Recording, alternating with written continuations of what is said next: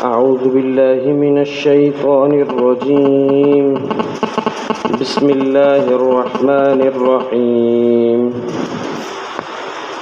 ألم تر إلى الذين خرجوا من ديارهم وهم ألوف حذر الموت فقال لهم الله موتوا ثم أحياهم إن الله لذو فضل على الناس ولكن أكثر الناس لا يشكرون.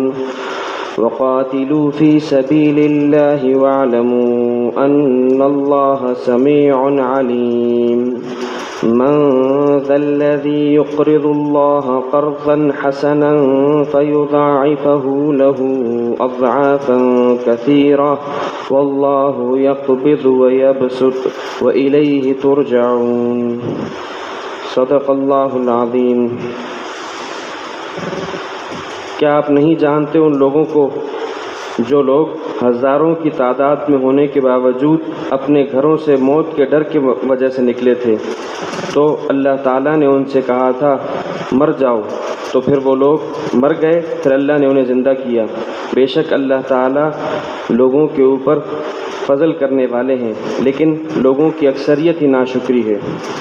اور اللہ کی راہ میں قتال کرو اور جان لو کہ اللہ تعالیٰ خوب سننے والے اور خوب جاننے والے ہیں.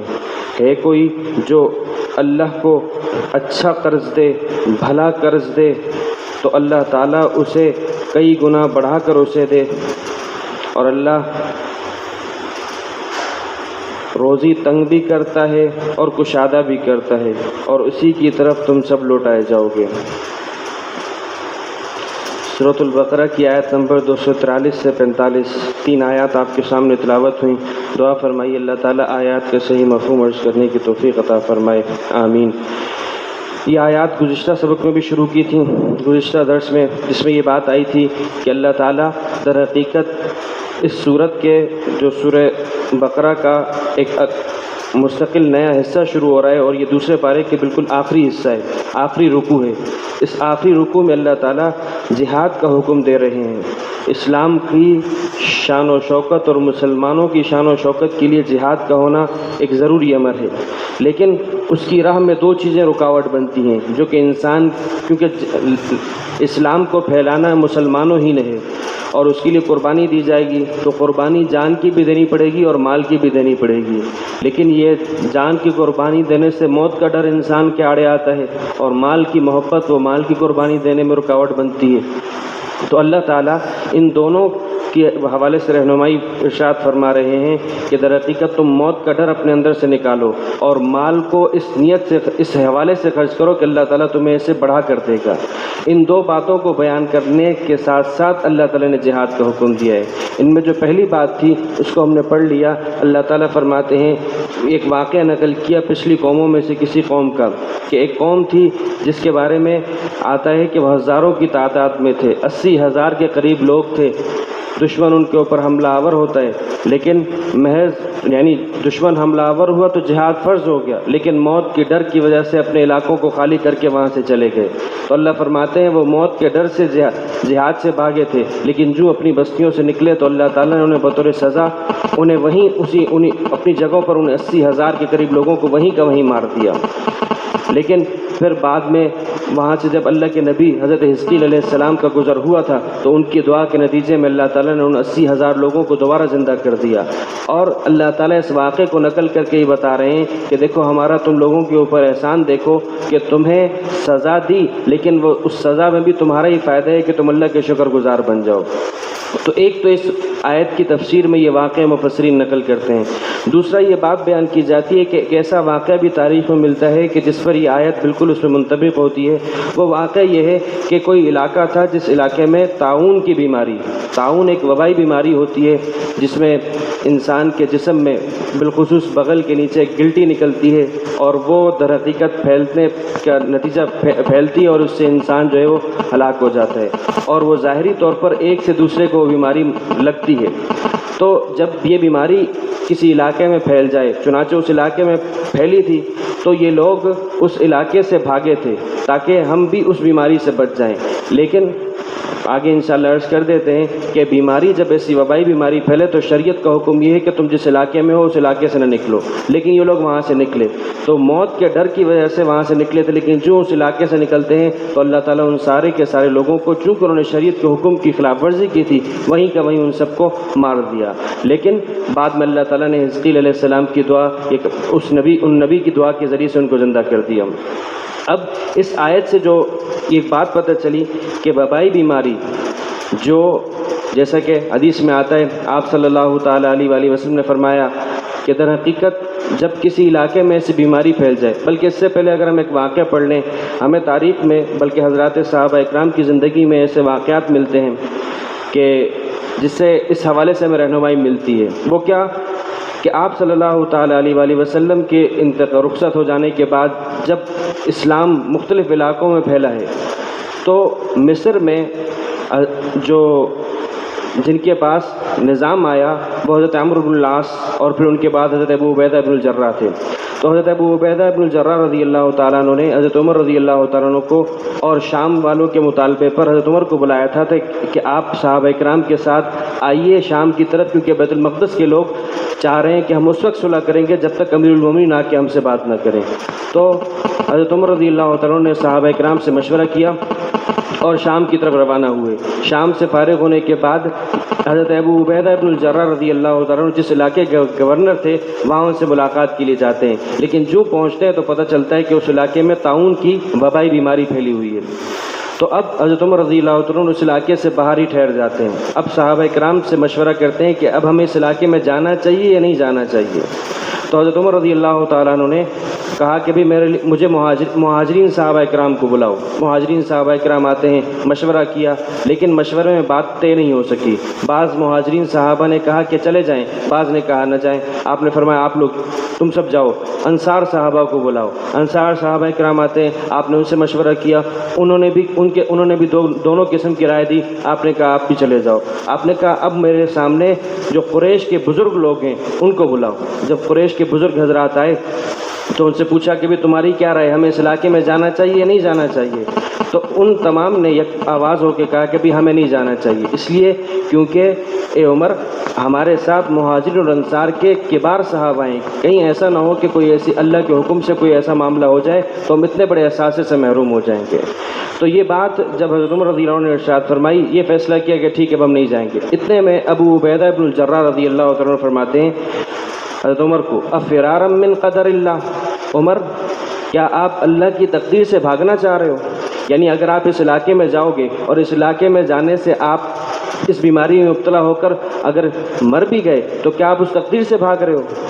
تو حضرت عمر رضی اللہ عنہ فرماتے ہیں اوہ لو غیرک قال ھذا، ابو عبیدہ کاش کہ تمہارے علاوہ کوئی اور شخص یہ بات کرتا، یعنی تمہاری شان بہت بڑی ہے، تمہیں تو اللہ کے نبی نے امین ھذی الامہ کہا تھا، لیکن تم جیسا شخص یہ بات کر رہے ہیں مجھے یہ بات سمجھ میں نہیں آئی۔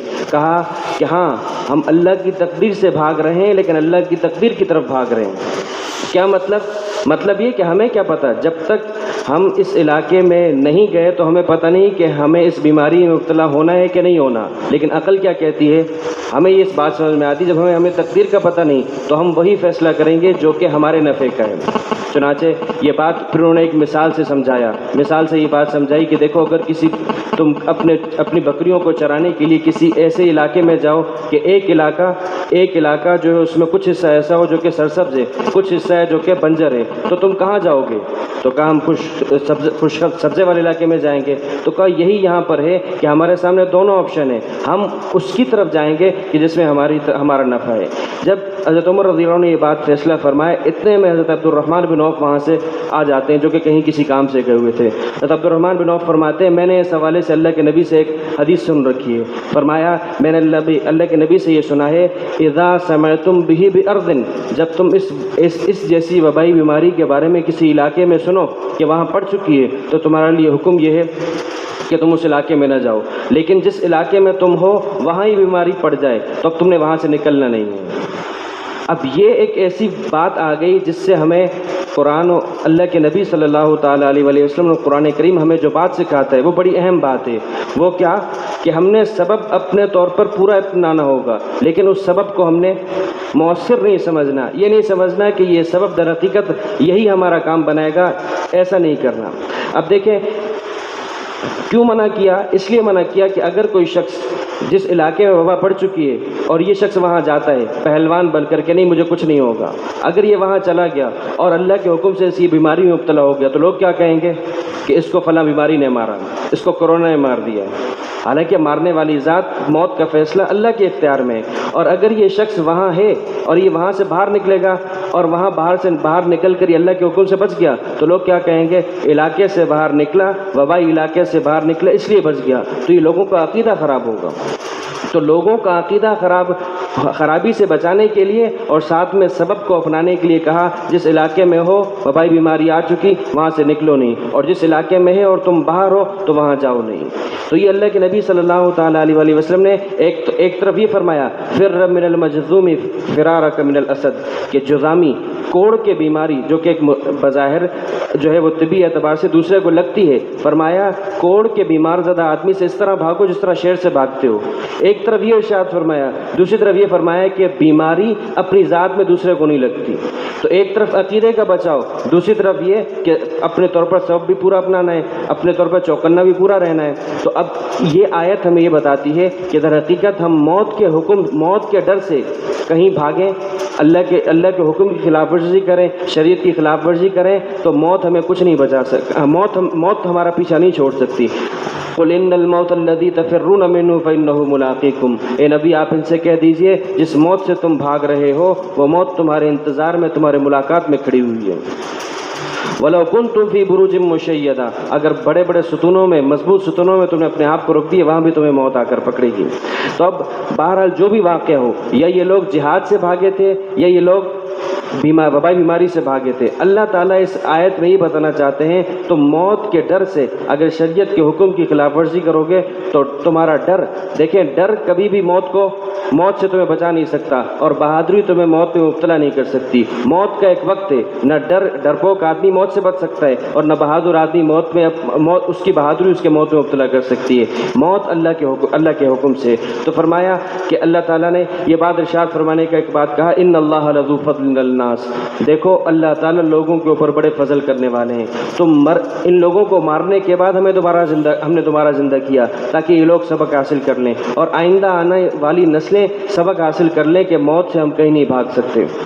اور دیکھیں اس کے بہت سے واقعات ہمیں نظر آتے ہیں کہ بہت سے لوگ موت کے دہانے پہنچ جاتے ہیں، یہ اللہ تعالیٰ کے ان کے اوپر فضل ہوتا ہے کہ بیماری ایسی پہنچی، حادثہ اس نوعیت کا تھا کہ بالکل مرنے کے قریب تھے، لیکن اللہ تعالیٰ نے دوبارہ انہیں زندگی دے دی۔ تو در حقیقت یہ ان کے لیے ایک تنبیہ تھی، ایک وارننگ تھی کہ اپنے آپ کو سدھار لیا جائے۔ تو در حقیقت موت آ جانے کے بعد دوبارہ زندہ کرنا یا موت کا آنا یقینی ہو جائے، بظاہر پوری موت نظر آتی تھی لیکن اللہ دوبارہ زندگی دے دیتے ہیں، تو یہ اس لیے ہے کہ تم شکر گزار بنو۔ تو اللہ فرمایا ہم تو بڑے فضل والے ہیں لوگوں کے اوپر، اور چاہے وہ لوگ مسلمان ہوں یا کافر ہوں، ہم ہر ایک کے اوپر فضل کرنے والے ہیں، ہر ایک کو سمجھنے کا، سنبھلنے کا موقع دیتے ہیں، لیکن وَلَٰكِنَّ أَكْثَرَ النَّاسِ لَا يَشْكُرُونَ، لیکن لوگوں کی اکثریت ناشکری ہے، وہ شکر ہی ادا نہیں کرتی، وہ اس بات کا تہیہ کرنے کے لیے تیار ہی نہیں ہے، سوچنے کے لیے تیار ہی نہیں ہے کہ در حقیقت میں اپنے آپ کو سدھاروں تو صحیح۔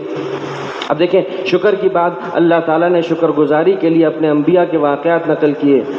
حضرت ایوب علیہ السلام کی زندگی دیکھ لیجئے، 70 سال کی زندگی گزاری ہے، ہر قسم کی صحت و عافیت والی زندگی تھی، مال تھی، اولاد تھا، سب کچھ تھا۔ اللہ تعالیٰ نے اچانک سے حالات بدلے، بیماری میں مبتلا ہوتے ہیں، بیماری میں ایسی مبتلا ہوتے ہیں کہ در حقیقت اتنی خطرناک بیماری جس کے بارے میں روایات میں آتا ہے کہ لوگ بالکل نا امید ہو چکے تھے، اب ان کے پاس ان کی طبیعت پوچھنے کے لیے بھی کوئی نہیں آتا تھا۔ 18 سال بیمار رہے لیکن کبھی اپنی زبان پہ کوئی شکوہ شکایت نہیں لائی۔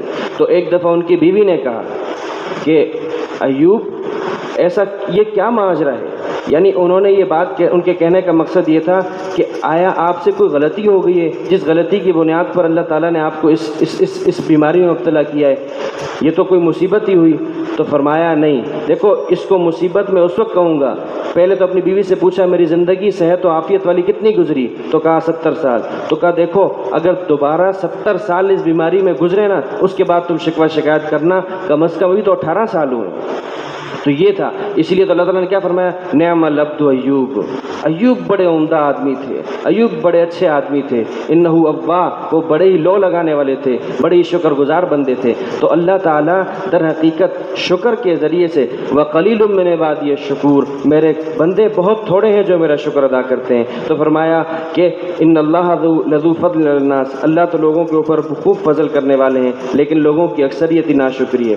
اس کے بعد اللہ تعالیٰ ارشاد فرماتے ہیں وَقَاتِلُوا فِي سَبِيلِ اللَّهِ وَاعْلَمُوا أَنَّ اللَّهَ سَمِيعٌ عَلِيمٌ، دیکھو موت کا ڈر ختم کرو، اور ہم تمہیں حکم دیتے ہیں تم اللہ کی راہ میں جہاد کرو، اللہ کی راہ میں قتال کے لیے تیار ہو جاؤ، اور دیکھو لڑنا ہے، لڑائی لڑنی ہے تو اللہ کے لیے لڑنی ہے۔ وَاعْلَمُوا أَنَّ اللَّهَ سَمِيعٌ عَلِيمٌ، بے شک اللہ، اور یہ بات کان کھول کے یہ بات یقین سے جان لو کہ اللہ تعالیٰ خوب سننے والے اور خوب جاننے والے ہیں۔ قتال ہوگا، لڑائی ہوگی، اس کی نوبت آئے گی، تو اس کے لیے ہمیشہ اپنے آپ کو تیار رکھنا ہے۔ حدیث میں آتا ہے آپ صلی اللہ تعالیٰ علیہ وآلہ وسلم نے فرمایا کہ جو شخص اس حال میں دنیا سے مرا کہ نہ تو اس نے جہاد کیا اور نہ جہاد کی نیت کی، دلی طور پر بھی اپنے آپ کو اس کے لیے نیتاً تیار نہیں کیا، تو یہ شخص منافق مر رہا ہے۔ اگر جہاد کا موقع آئے گا کریں گے، لیکن اس کے لیے اب مثال کے طور پر اس وقت ہمارے سامنے جو حالات ہیں، تو ان حالات میں ایک عام آدمی کیا کرے؟ اس کے لیے حضرات علماء فرماتے ہیں دو کام کرے، ایک تو نیت رکھے، دوسرا اس کے لیے تیاری کرے۔ تیاری کیا؟ اپنے آپ کو صحت کے اعتبار سے اس کے حوالے سے اپنے آپ کو تازہ دم رکھے، مختلف قسم کی ورزشیں کرتا رہے، مختلف قسم کے ہنر سیکھتا رہے، مختلف قسم کے ہتھیارات چلانا سیکھتا رہے۔ اللہ کے نبی صلی اللہ تعالیٰ علیہ وآلہ وسلم اس طریقے سے حضرات صحابہ کرام کو ٹریننگ فرمایا کرتے تھے۔ ایک موقع پر آپ علیہ الصلوۃ والسلام مسجد سے باہر نکلے، کسی محلے سے گزر ہوا تو صحابہ کرام آپس میں تیر اندازی کا مقابلہ کر رہے ہیں، تو آپ علیہ الصلوۃ والسلام نے فرمایا ارمو بنی یا بنی اسماعیل، اے اسماعیل کی اولاد تم تیر اندازی کرو، کیونکہ تمہارے والد اسماعیل بھی بڑے اچھے تیر انداز تھے۔ پھر آپ نے فرمایا میں تم میں سے کس کے ساتھ ہوں؟ آپ نے ایک جماعت کے ساتھ شریک ہو گئے۔ اب یہ کیا ہے؟ تیاری کی جائے۔ اتنے میں دوسری جماعت کہتی ہے ہم سامنے والی جماعت کے اوپر تیر اندازی نہیں کریں گے، کیوں؟ کیونکہ سامنے کیا ہے؟ اللہ کے نبی ہیں۔ تو آپ نے فرمایا نہیں تم تیر اندازی کرو، میں تم دونوں کے ساتھ ہوں۔ اس طریقے سے آپ علیہ الصلوۃ والسلام نے فرمایا جس نے تیر اندازی سیکھی اس نے اسے بھلا دیا تو ایسا شخص ہم میں سے نہیں ہے، یعنی وہ اس کو اللہ کے نبی فرمایا وہ امت مسلمہ میں سے نہیں ہے کہ تم نے ایک اچھا ہنر سیکھا، ایک اچھا ہتھیار چلانا سیکھا اور اسے بھلا دیا۔ آپ نے فرمایا کہ الا ان القوۃ الرمی، الا ان القوۃ الرمی، طاقت حاصل کرو، طاقت حاصل کرو، اور طاقت حاصل کرنا کیا ہے؟ یہ ہے کہ تم دور سے تیر اندازی کرو۔ آپ نے فرمایا تمہارا تلوار چلانا یہ اس سے زیادہ مجھے یہ بات پسند ہے کہ تم تیر اندازی کرو، یعنی ایسا ہتھیار چلانا سیکھو کہ تمہاری جان محفوظ رہے اور تم دشمن کے اوپر حملہ آور رہ سکو۔ لیکن تلوار سے مقابلہ کرو گے تو دونوں کی جان خطرے میں ہے، دونوں ادو بدو بالکل آمنے سامنے آ کر لڑو گے، لیکن اگر تیر اندازی کرو گے تو دور رہ کر تم دشمن کے اوپر حملہ آور ہو سکتے ہو۔ تو تم یہ جہاد کے لیے اپنے آپ کو مکمل تیار رکھو، اور اسی میں اسلام اور مسلمان کی شان و شوکت ہے۔ تو فرمایا یہ کرنا کس کے لیے؟ اللہ کے لیے کرنا، اللہ کے لیے۔ کہیں بھی کسی بھی درجے میں اپنی نیت، اپنی شعبدہ بازی، بہادری کسی درجے میں نہیں آئے۔ اسی لیے اللہ تعالیٰ نے آخر میں کیا فرمایا؟ وَاعْلَمُوا أَنَّ اللَّهَ سَمِيعٌ عَلِيمٌ، جان لو خوب کہ اللہ خوب سننے والا اور خوب جاننے والا ہے، یعنی تمہاری نیتوں کو جاننے والا ہے کہ تم لڑ رہے ہو کس کے لیے لڑ رہے ہو۔ اگر اللہ کے لیے لڑ رہے ہو تو تمہیں یہ فضیلتیں ملیں گی، تمہیں یہ کامیابی ملے گی، تمہیں جو شہید کی فضیلت ہے وہ حاصل ہوگی۔ اور اس پر آخری ایک بات کہ جس کے حوالے سے اللہ کے نبی صلی اللہ تعالیٰ علیہ وسلم نے ایک دو موقع پر حضرات صحابہ کرام سے سوال کیا تھا کہ مجھے یہ بتاؤ کہ شہید کسے کہتے ہیں؟ تو صحابہ کرام نے فرمایا شہید وہ ہے جو اللہ کے راستے میں مارا جائے۔ تو آپ نے فرمایا اگر یہ بات ہوگی تو پھر ایسی صورت میں میری امت کے شہید تو بہت کم ہو جائیں گے۔ آپ نے فرمایا ایک وہ بھی شہید ہے جو اللہ کے راستے میں مارا جاتا ہے، لیکن وہ بھی شہید ہے جو شخص پیٹ کی بیماری میں، پیٹ کی جتنی بھی بیماریاں ہیں اس میں اگر اس کا انتقال ہوتا ہے تو یہ شخص بھی شہید ہے۔ اگر طاعون کی وبائی بیماری میں مرتا ہے تو یہ شخص بھی شہید ہے۔ اگر جل کر مرتا ہے تو یہ بھی شہید ہے۔ اگر گھر اوپر دیوار گر جاتی ہے تو یہ بھی شہید ہے۔ آپ نے فرمایا اگر کوئی خاتون وضع حمل کے دوران، بچہ جننے کے دوران اس کا انتقال ہو جائے تو یہ خاتون بھی کیا ہے؟ شہید ہے۔ تو اللہ تعالیٰ نے تو یہی ہے، اللہ تعالیٰ بڑے قدردان ہے، بندہ اللہ کا شکر ادا نہیں کرتا، ورنہ شاکر اللہ بھی ہیں۔ قرآن کریم نے اللہ تعالیٰ نے اپنے آپ کو شاکر کہا ہے، میں شکر کرنے والا ہوں۔ کیا مطلب؟ اللہ شکر کرتے ہیں، اس کا مطلب یہ ہے کہ اللہ بندے کے عمل کی قدردانی کرتے ہیں، اور بندے کا شکر یہ ہے کہ جو اللہ نے نعمت دی ہے اس نعمت کا دل سے، زبان سے اور اپنے عمل سے اس کا اظہار کرے۔ تو کیا فرمایا؟ اللہ کتنے قدردان ہیں کہ